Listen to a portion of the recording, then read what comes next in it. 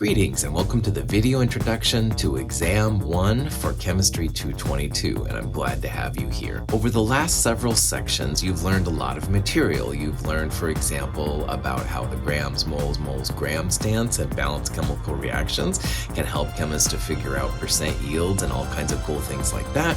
You've learned about the gas laws and how they help to shape chemistry, and you've also learned about energy, which is pretty cool unto itself.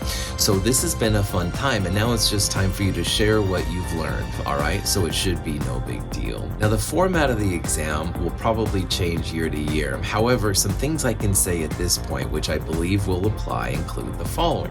I believe that your midterm will have a combination of multiple choice questions and short answer questions. So get ready for both formats when you take the midterm. The midterm exam itself will be closed note, so you can't use your notes or can't use the computer, the textbook, anything like that during the midterm.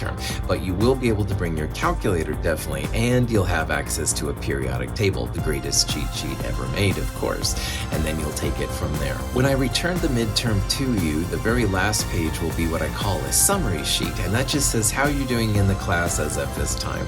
And I encourage you to check that out, because make sure that the grades that I assign to you are the grades that are actually represented there. That's really important. Also, if you're missing any labs, it'll show that. Make sure you get your labs in. That can be important to us as well.